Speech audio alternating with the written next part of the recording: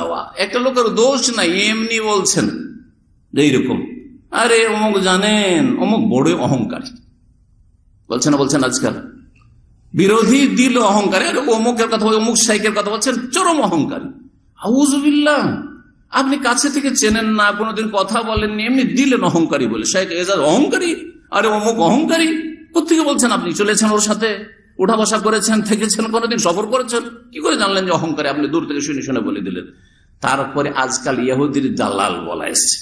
এতদিন তো সহি আকিদার আলেমদেরকে ইহুদির দালাল বলতো, সৌদি আরব কি বলতো ইহুদির দালাল, এখন তবলিগি ভাইরা তবলিগি হুজুরকে তো ইহুদির দালাল বলছে। বলছে না বলছে না?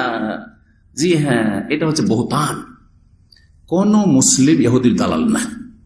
ভালো করে শুনে রাখেন, আপনার সাথে মতের ঝগড়া হয়েছে, আপনার মাসলা আলাদা, ফতুয়া আলাদা, আমার ফতুয়া আলাদা।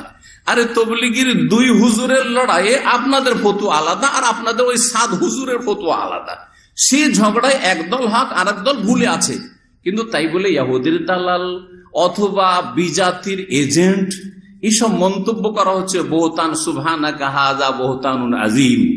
এতদিন সহি আকীদার আলেমদেরকে বলছিলেন, এখন আল্লাহ ঘরে এই ফাসাদ সৃষ্টি করেছে, তওবা করে ফিরে আসেন, এই ফাসাদ থেকে মুক্ত হন, নিজের ঘরের গুলোকে ইহুদির দালাল বললেন না, গাল দিয়েন না, ফতোয়াবাজি করিয়েন না।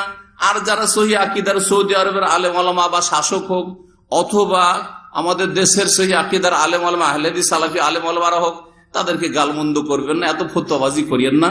নিজেরটা করেন, নিজেরটা প্রচার করেন, আর মানুষকে প্রচার করতে দেন স্বাধীনভাবে। আপনারা আপনাদের মসজিদে সালাত আদায় করেন, ওদেরকেও যদি মসজিদ তৈরি করেন, নামাজ পড়ে, নামাজ পড়তে দেন। বাধা সৃষ্টি করিয়েন না, এসব ফিতনা করিয়েন না, না হইলে কাফের বিজাতিরা সুযোগ পাবে আর তোমরা কমজোর হয়ে যাবে। ওয়ালা তানাজাউ ফাতাফশালু ওয়া তাযহাবা রিহুকুম, আপোষে ঝগড়া করিও না, না হলে তোমাদের দাপট কমে যাবে, দুর্বল হয়ে পড়বে, আর দুশ্মনরা সুযোগ পাবে, তখন তোমাদেরকে ছিন্ন ভিন্ন করে শেষ করে দেবে। আল্লাহ আমাদের সকলে যেন হেফাজত করেন।